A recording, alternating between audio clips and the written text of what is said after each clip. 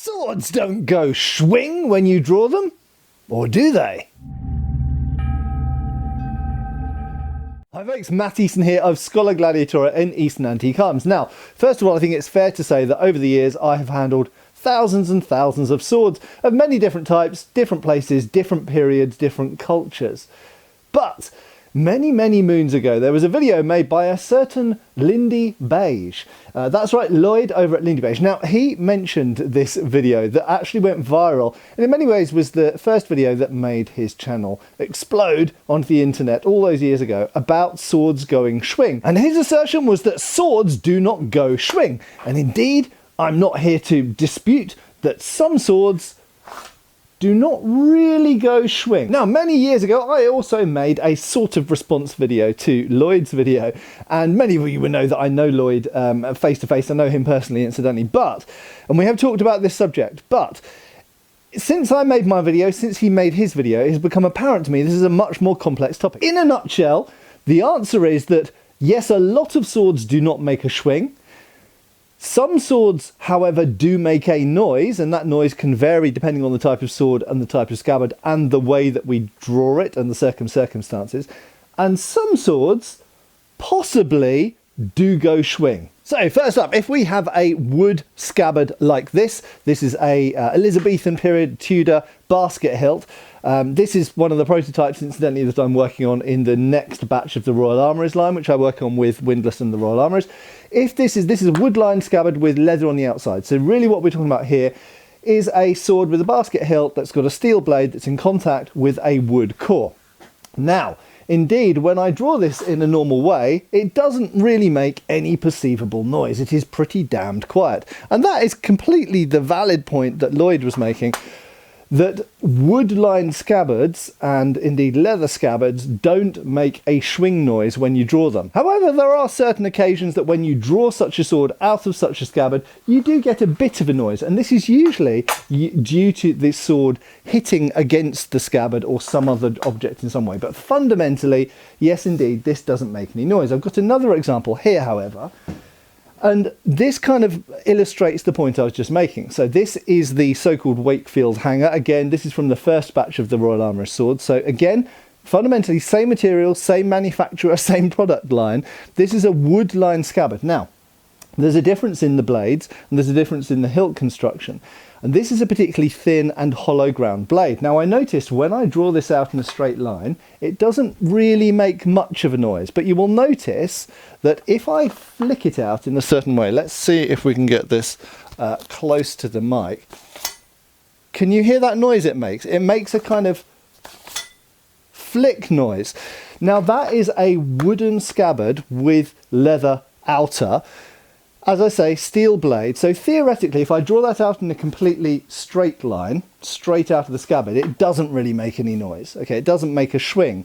But we do get a little bit something similar to a schwing if I pull it out at an angle. In other words, if I push slightly or pull slightly to the side, so it kind of grates and flicks as it comes out. Now, a funny thing I noticed is I grabbed one of my replica katana, expecting it to make no noise at all. And in fact, usually when these are drawn, they don't make any noise if they're drawn correctly. They're almost silent as they come out. This, although it's a wooden saya or scabbard, is not exactly the same as the other scabbards, because while not all swords are equal, and this is a different type of hilt construction, and that actually changes how the sword resonates and even oscillates, in addition to that, the scabbard is particularly thick wood. So when we look at European scabbards, they tend to be made of quite thin wood. Japanese scabbards are made of quite thick wood, and different types of wood as well.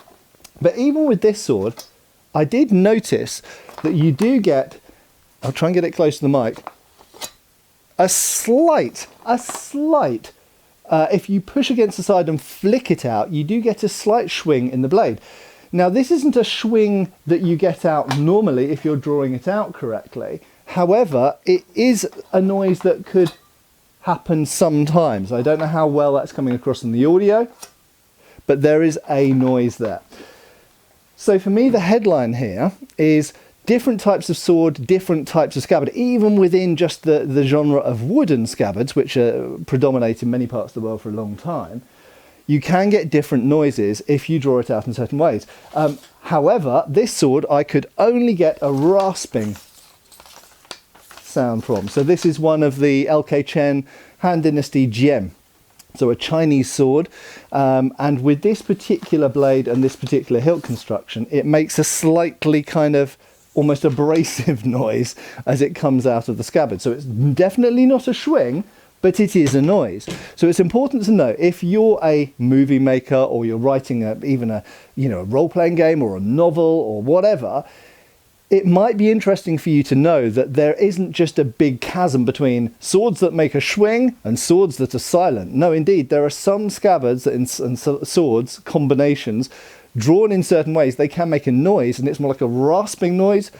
Kind of if you drag a piece of metal across wood, you could probably simulate it, or a flicking noise. And indeed, with a sword like this, where you can get a ring from it, if it comes out of the scabbard in such a way that it sort of knocks something or flicks out, then indeed you do get a bit of a rasp followed by a bit of a ring, and that's due to the hilt construction primarily. You're less likely to get that in general with a Japanese type hilt construction, or indeed a Chinese one.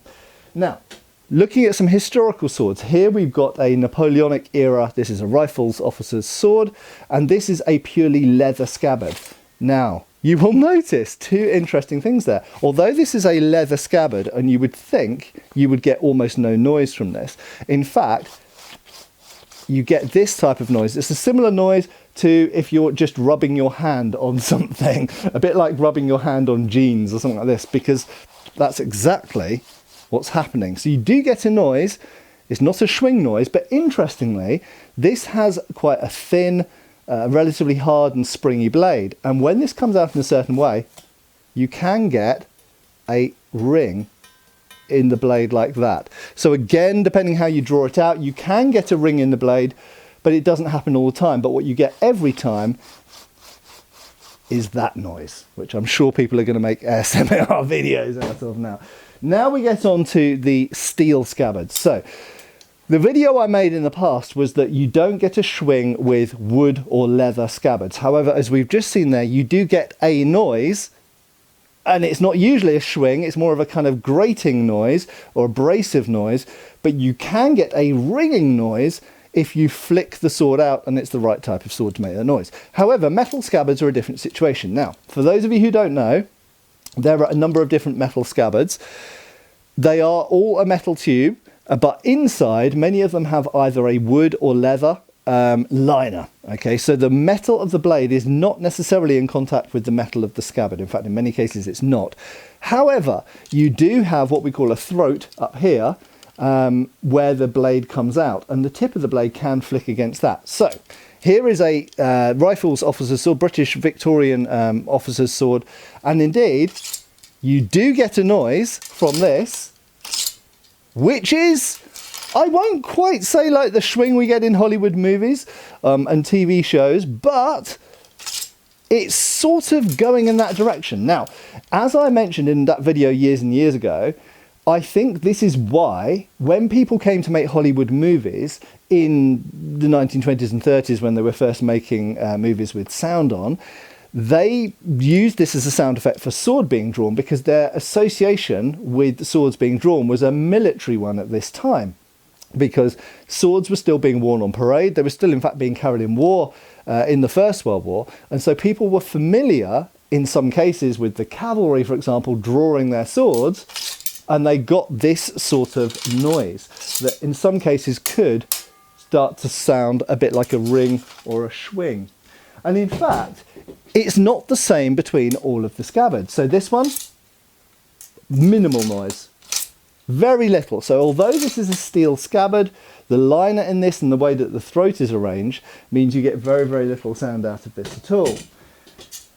This is the same model of sword as the first one I showed. Actually, it's a rifle sword, but again, a different sound, and it sounds more like a schwing. It's not a schwing, it's not Hollywood schwing, but it's a rasping, can be finished up with a ring sound depending on how the sword exits the scabbard exactly. And finally, I've got an Italian cavalry sabre. Now, many models of cavalry sabre didn't have liners inside, or at least the liners weren't as well fitted as those officers' swords we've seen. These were more mass produced, they weren't as well looked after, and they're a bit bigger and bulkier. And this is a much more noisier thing. You can hear it makes a hell of a lot of noise. And one of the reasons for that is inside the throats of these, there are essentially little leaf springs that grip the blade. Now, when you're jangling around on a horse, if this is either hung from the belt or hung from the saddle, and this is getting jiggled around, the whole rattling of sabre rattling, that's where the expression comes from. The cavalry riding around make a huge amount of noise, and apparently you could hear cavalry coming from miles away from the sound of their sabres bashing against the horses. And usually scabbards for cavalry swords are all dented around because they've hit the stirrups and the spurs and the other bits of the horse equipment and the horses themselves, and the boots, the heels of the boots and things like this. So they get really bashed around. So these are noisy objects, and when these get drawn, they do make, if it's not quite a schwing, it's quite a loud noise. So, without going through all of the sword types, I think what I've done here is shown a spectrum. Okay, we've got wood-lined scabbards, we've got leather scabbards, we've got steel scabbards with or without liners, and we've got different types of throats. And I would agree, more or less, with Lloyd's original assertion that most swords in most of history don't make a schwing how it's portrayed in Hollywood. However, we shouldn't swing the pendulum fully back the other way and therefore say that when a sword comes out of a scabbard, it is silent. As we've seen, it can be really noisy with a steel scabbard, or it can still make a notable noise with a wood or a leather scabbard. It can first of all make the rasping sound, and when it exits, if you draw it out in a certain way, it can even make a ringing sound. I hope that's useful. I hope that's interesting. If it has been, please give me a thumbs up, and I hope I'll see you back on the channel really, really soon. Cheers, folks. Thanks for watching. We've got extra videos on Patreon. Please give our Facebook a like and subscribe if you haven't already. Cheers, folks.